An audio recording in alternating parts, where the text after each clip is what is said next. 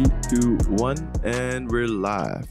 What's up, boys and girls, fans around the world? This is your host, BK. Joining me on the other side is my good buddy, Ravi Andra Savani, aka Rav. So I've known Ravi since the first week of uni when I was in Melbourne. We've been fans of MMA ever since 2016. 15. Basically 15, get it right. 15. The first card I ever watched was Mendes McGregor. The first fight I ever watched was Aldo and McGregor. I remember my reaction right after he KO'd Aldo and then he was sitting on the fence.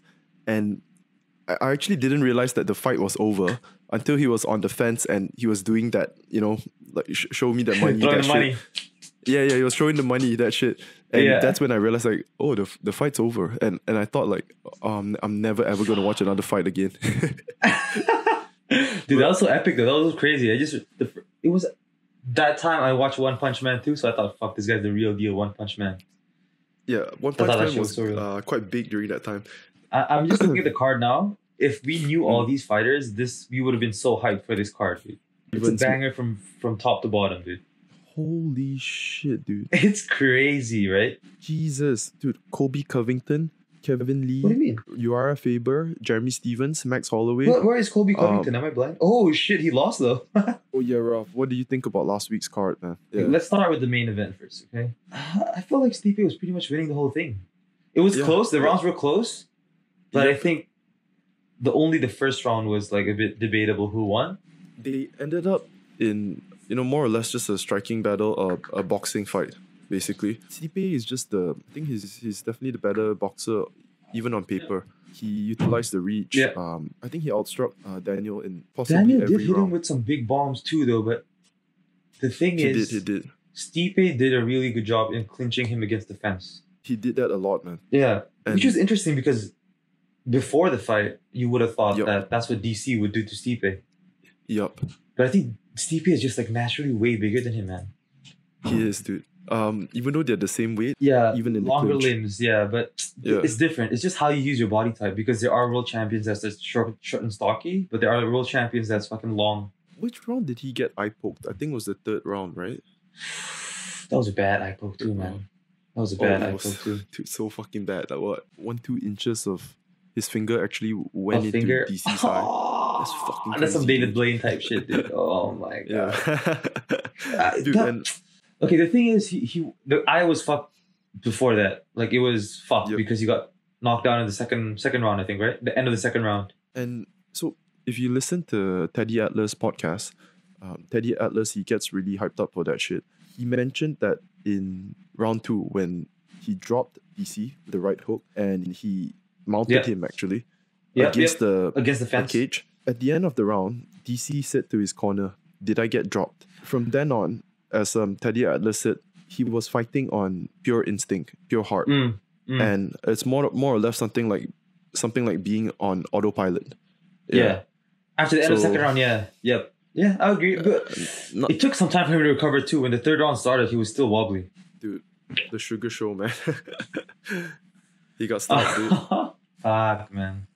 Did you see the explanation to what happened? Yeah. It was a calf kick, right? So it numbed. The peroneal nerve or whatever they call it.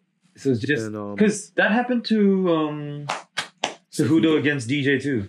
So he hit kicked him. It hit the nerve, and then he lost balance for a bit. But he didn't put a lot of his weight on it, so it didn't re-injure it more.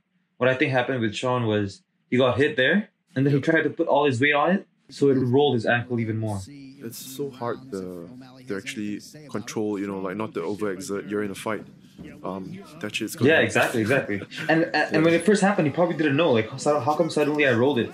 The amount of composure that Cheeto showed against O'Malley, you can see the experience over there, especially the patience, because you're fighting against O'Malley. He's gonna hit you with a lot of heavy feints, trying to pull some reactions. Cheeto barely even flinched. One big part of O'Malley's game plan that didn't probably go according to what he expected. I think people sleep on Cheeto, man. Like, he's coached by Jason Perillo. Jason Perillo is legit. Yes. You know what I mean? As fuck, dude. Even though like Sean and his coach says like Cheeto's basic, Cheeto's slow.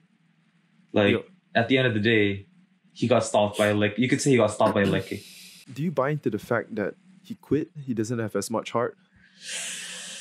You would never know, right? Okay, it's hard to say. Okay, so let's say he got hit in the nerve. So let's say that Sugar Sean survived the round. Maybe he could have recovered from it. But Cheeto did what he had to do. He stopped the fight. And that was it. So like we can't like really argue it, you know what I mean? I just feel like any fight from here on is going to be another test for O'Malley. Yeah, because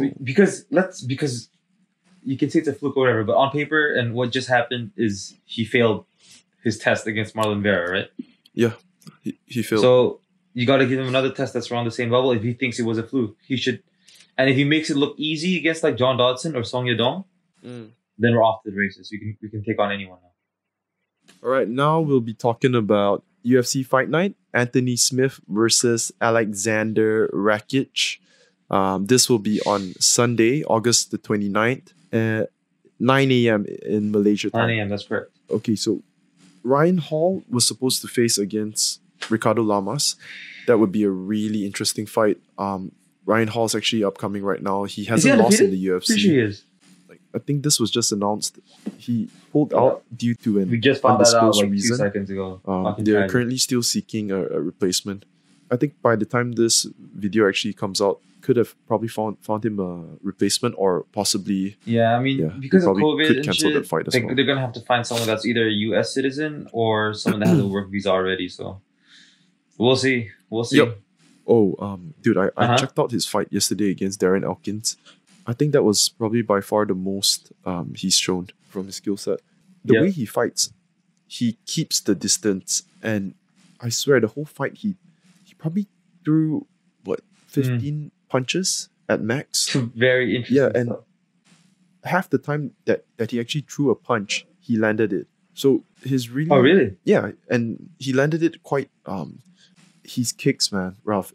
First of all, his hands are down the whole fight. Switching stances, southpaw orthodox, and he's throwing spinning stuff, like spinning back kicks to the body, heel kick to the head, spinning back fist as well. A whole lot of spinning shit. His fight style is so interesting. So interesting. It's like he throws all this spinning shit because he doesn't give a fuck about losing balance and ending up on the floor, because in his mind, and it's true that his jiu-jitsu is just on another level. He's so confident with his striking, man. Even though he didn't throw, confident with his kicks, not like he didn't throw much punches. Yeah, when you're not scared about getting taken down, I think that opens up your striking way more because you have the confidence to just throw everything. You know what I mean?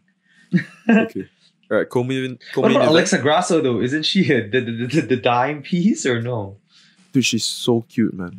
Alexa Grasso, so cute. Okay, she's struggling. She's struggling, baby. But okay, she lost against Carla Esparza. Who? I guess Carla Esparza is former champion, fucking great wrestler. Yeah. And she won against Carolina, which has been struggling. So I don't know. And then she lost against Tatiana Suarez, who is said to be the dark horse of the division. Apparently, she has like fucking next level wrestling. She's like the female Khabib or whatever. But Tatiana Suarez. Who? Oh yeah. But Tatiana. She's got a fucked up back, and nobody knows when she's gonna fight again. All right, co-main event. Robbie Lawler against Neil Magny. Robbie Lawler, former UFC champ. Right when I started getting into UFC, I think, Lawler just lost his title to Woodley. That's the first card I've ever watched was Lawler against Rory McDonald. Can you imagine?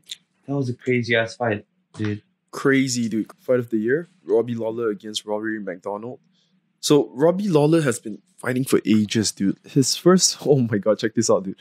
His first fight in the UFC, 2002, May 10th. I was 8 years old, Solid 18 years ago, dude. Yeah, dude.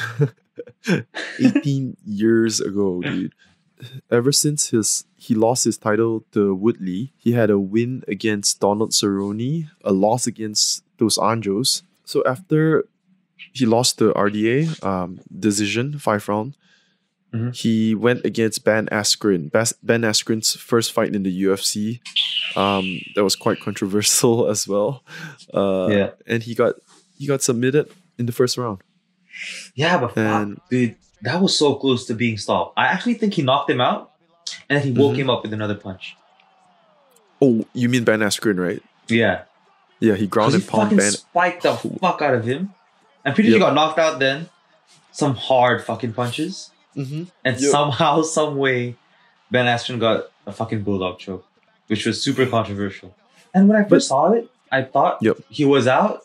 I thought he went limp, and then he woke up right after Ben let go. But I don't know, man. It's hard to say, especially if you're in the moment. But I don't know, man. It's hard to say, especially if you're in the moment. Yep. Like, that's such a hard spot. And after the Ben Askren fight, he went against Colby Covington. So a lot of people thought that that's going to be probably Colby's toughest test. This was during his winning streak before he fought Usman for the title. And Colby pretty much dominated the whole fight, dude. 5 rounds. Dude, he didn't slow down at all. Surprised. I was on the Colby so train impressed, after that right? fight, for sure. The last 5 or last 10 seconds of the 5th round, Colby, he finished off with like a 360 jump kick, and he did a spinning back fist that landed clean right after that. Fuck. That was so impressive though. And I'm still a Colby fan, man. I can't wait for him to fight Tyron. And I hope he fucks Tyron up. Rav, I don't see. Okay, so I'm gonna predict the odds for Tyron Colby. I don't think that shit's up yet. Wait, let me check it. I think this is probably Tyron's biggest fight since his title fight, because it's a grudge match. Like, they hate each other so much, and he says he's gonna punish Colby. But if Colby manages to upset him, I don't know where he goes from there, man. Okay, Rav, I think that for Tyron to win, the odds gonna go something like 2.75 to 3. Yeah, and for Colby to win is around 1.2. So you think Colby's gonna be heavy favorite, huh? Heavy, 1.3 around there. All right, let's check out Neil Magny. Damn, dude, Neil Magny is a solid. We got sidetracked so heavy there. Yeah, what are we talking about? We're talking about Lawler versus Magny. Gotcha. Okay, Magny fighting out of Team Elevation. Solid record, dude. Neil Magny. He's so long. Yep, and his cardio, dude. His cardio is top notch. Unlimited cardio. Not necessarily like the funnest fight style to watch. Lawler is just a fan favorite, man. I just gotta go for Lawler there. Probably Neil Magny by decision, but I hope it's gonna be a Lawler. I hope it's Lawler by decision. Neil Magny's last loss was the Ponzinibbio. The end of 2018, he got KO'd in the 4th round. So I remember that fight. Ponzinibbio was actually beating up his leg really badly. So his leg was compromised. And that's probably a good idea. That's probably the go-to plan if you're going against Magny. Yeah. And after that, he fought Li Jingliang, the Leech. I'm a fan of Li Jingliang. He beat him by decision, and he fought again. He had a quick turnaround. He fought again 3 months after in June this year against Anthony Rocco Martin. Yeah. Beat him as well. Okay, so Robbie Lawler, if you bet on Robbie Lawler, so $10 you bet on Robbie Lawler, you're going to get $27.50 back. So 2.7. If you put $10 on Neil Magny, you're going to get $14.70 back. Who you got, What boy? are we talking about? Robbie Lawler? Okay, official pick, Neil Magny by decision. Official pick, Neil Magny by decision as well. Smart man. Okay. Your boy. Time for the main event of the evening. My fucking boy, Anthony Lionheart Smith against Alexander Rakitch. Woo! Okay, so first off, this is a light heavyweight fight, and you love your light heavyweight. I'm definitely excited for this fight. I'm a big fan of Anthony Smith. Can you explain to them why you're a big fan of Anthony Smith? Explain to the people. Okay, yeah. Let me pull up Anthony. Don't get me wrong, I fucking love Anthony Smith. Like, his fights are fun. Yeah, I know you do, bro. Good commentator, like when he's on the desk and shit. Yeah. So where's the butt? Where's the butt, bro? I wouldn't say like I'm emotionally invested in Anthony Smith's fights. You know what I mean? Yeah. And I bet his last loss didn't help out, right? That's what I'm saying. But I don't love him as much as you love him. Okay, so I first took notice of Anthony Smith. So when he KO'd Rashad Evans, former champ, he KO'd Mauricio Shogun Hua, former champ, both in the first round. Over the hill. And he had a big test against Volkan Oezdemir. That was a legit test. That was a legit test. Uzdemir, and he choked him out. Did he choke him out? Okay, why am I hating on Anthony Smith? Okay, you're right. I'm a fan. I forgot about this. I forgot he choked out Volkan Oezdemir. Okay, the John Jones lost everyone. John fucking Jones. And he subbed Alexander Gustin. That was very impressive. But Oezdemir fought Rakic as well. And he won a split decision. And I think it's really close. As Uzdemir said, he was on the wrong end of a split decision before against Reyes. I think he was quite humble about it. He says it was a really close fight. Yeah, he is humble. So, I like him. I like him. Okay, going back to the Jon Jones fight, Anthony Smith got dominated by Jon Jones for all 5 rounds. Was it really dominated though? He got dominated. It's just that Anthony Smith, he didn't gas out, and he's too fucking tough, dude. So probably didn't look as bad. In the 4th round, he took an illegal knee from Jon Jones. It was straight up an illegal knee. Mm-hmm. What happens in that position, if Anthony Smith were to say he can't fight anymore, his head is hurt, the doctors are going to stop the fight and it's going to be a DQ. And Jon Jones would have to give up his light heavyweight title. Not give up. Anthony Smith would have won it, for sure. Anthony Smith would have been the new UFC light heavyweight champ. No matter how fucking tough you are, like that's being the champ, that's life-changing money. And, first of all the UFC fighters are tough as fuck. But I wouldn't say all UFC fighters would have done the same thing as Anthony Smith. I don't think so. That's very commendable, but what? But what? Okay. But he should very commendable. But on the other hand, just to play devil's advocate, I don't know he should have, but he could have made a smart business decision. Yeah. Get the title and give Jones a rematch. What do you think about his last fight then? Let me ask you this. What do you think about his last fight against Glover? Let's get to that. Okay, so after Jon Jones, he fought Gustafsson. He went 4 rounds with Gustafsson. Gustafsson did all right as well. But in the 4th round, he finally managed to capitalize. Gustafsson made a mistake. I think he tried to take Anthony Smith down. Anthony Smith got a good position and he managed to get his back. After that, he fought Glover Teixeira. This was hard for me to watch, man. Fuck. In the 1st round, it was sort of like a 10-8 round, towards Anthony Smith. Anthony Smith said it himself. He pretty much doubled the most output he's ever. Oh yeah, he said on aerial, right? He doubled the most output he's ever had in the 1st round. Okay. Comes with a price though, because Anthony Smith was definitely slowing down. Like it was getting pretty. I'm sure Glover picked up on it, so he kind of pushed the pace. He lost his teeth and shit, dude. I remember at the time it was super controversial that. Controversial, didn't dude. Stop the fight. They didn't throw in the towel. Okay, so. I remember that was a big talk. I'll put the video up here. So I'm definitely gonna pick Anthony Smith. Either ways, even if he was the favorite, I actually prefer it this way definitely. So yeah, I'm gonna go Anthony Smith by a late finish, probably round 4, round 5. Yeah. Oh, I like it. I like your pick. Okay, so if with the odds, I will for sure go for Neil Magny. Okay. And Anthony Smith by stoppage. TKO 4th round. Okay.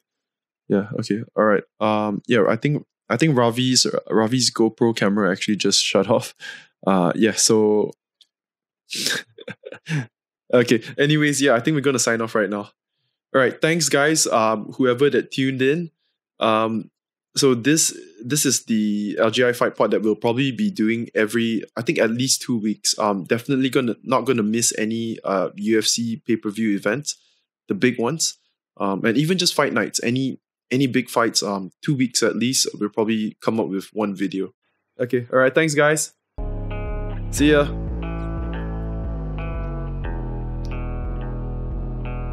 Obese. I'm like, what is shit?